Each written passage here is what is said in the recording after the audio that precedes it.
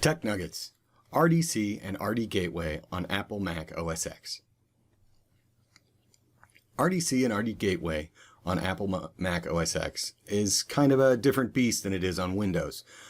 So I'm going to do a quick tech nugget on both together just to kind of cover everything we would need.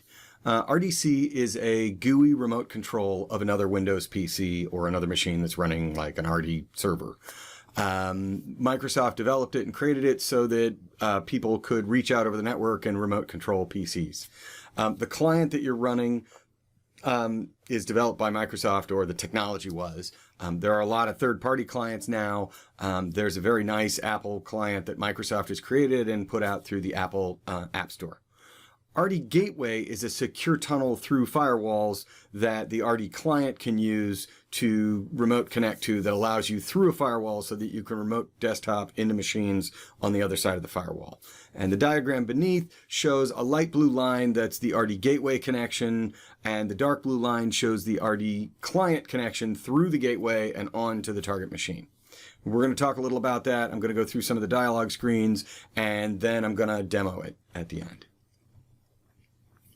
So Microsoft, as I said, offers very nice full-featured RDC application through the Apple App Store. If you want more details on RDC and the RD Gateway process, have a look at previous Tech Nuggets. I've done two, one on RDC as a client, mostly in Windows, and one on RD Gateway and how to configure it and that kind of stuff.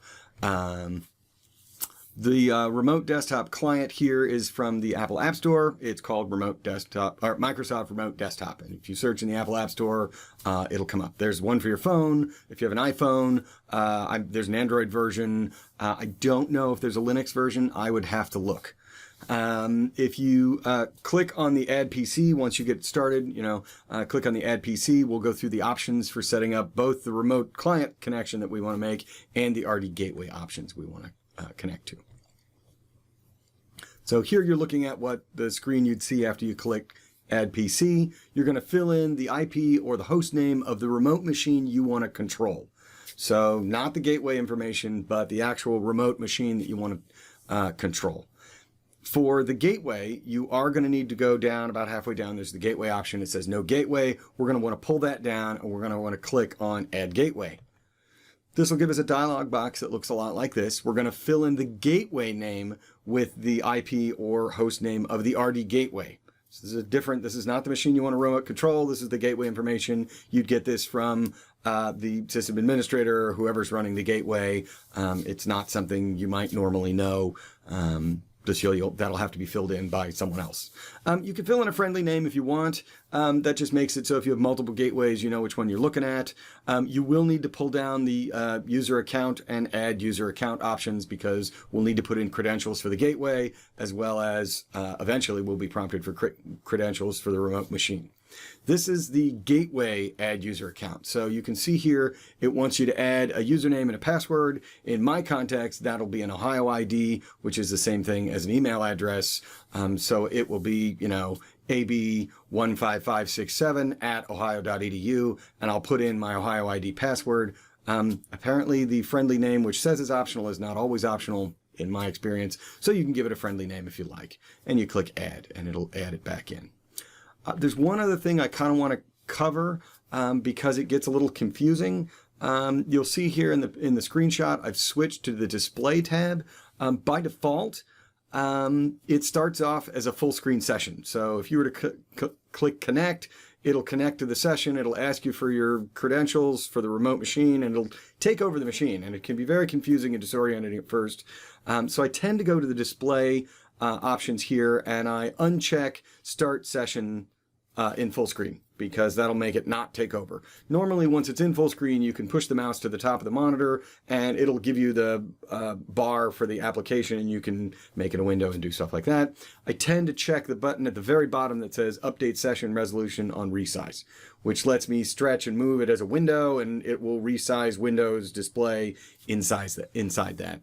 It makes it a little easier to use, especially at the beginning. If you use it a lot, you may very well like the start session in full screen. That may be something you use a lot. It just kind of depends on how you want to use the client. But I found that to be disruptive the first time I went to use it, so I figured I'd add something here about it.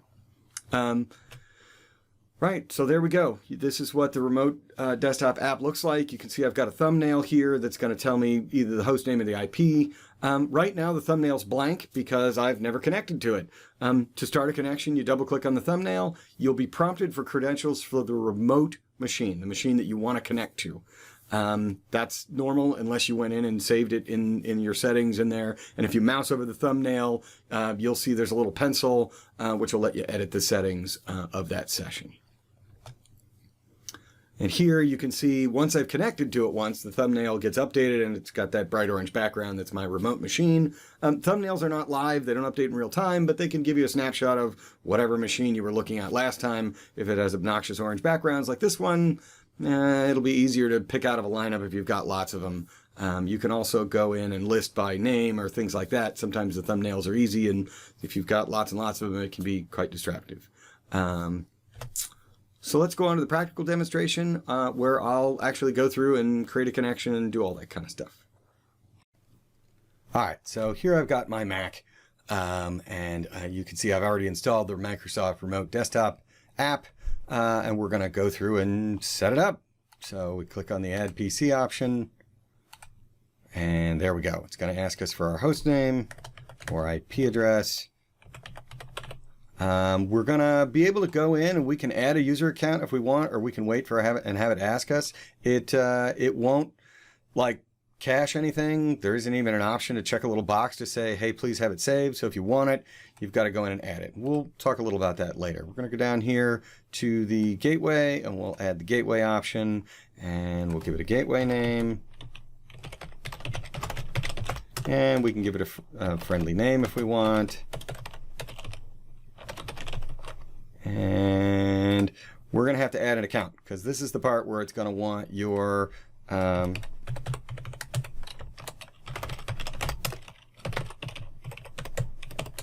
right? We can show the password and get a friendly name if we want, that kind of stuff. It's going to want an Ohio ID. Now, this is the connection to the gateway. So it's going to need an Active Directory, which is what RD Gateway is part of. In our case, it's an Ohio ID. And it's going to want to save all that stuff, and we say sure. And you can see it's gone through here and saved all that kind of good stuff. I highly recommend we go into display, we uncheck start first session in full screen, and we absolutely check down here at the bottom.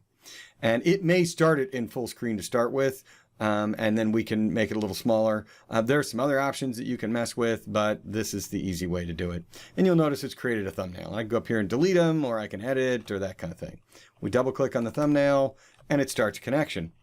And it's going to do the remote desktop connection first, and then it's going to connect to the remote PC that I want to remote control.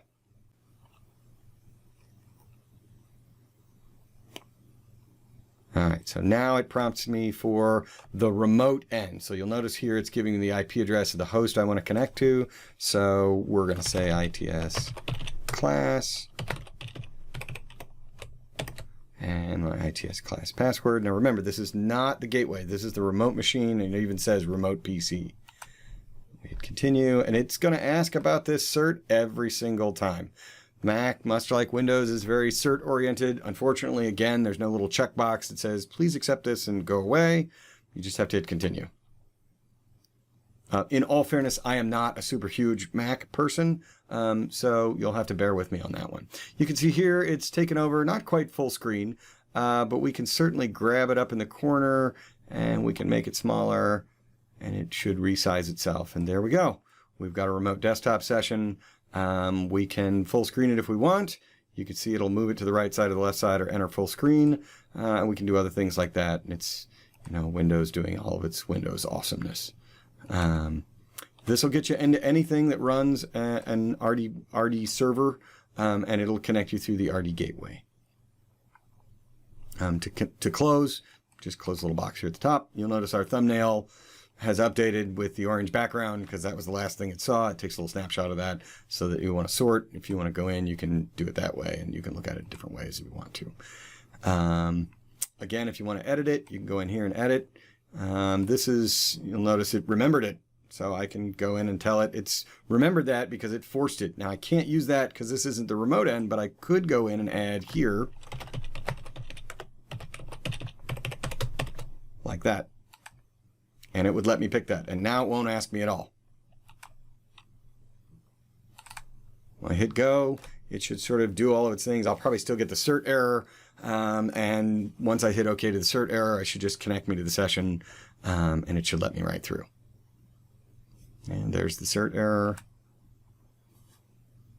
Once we get the cert error, it means we've connected to the RD gateway, and you can see it connected me right through. Well, I hope you've enjoyed their latest Tech Nugget, and we'll see you around for some more.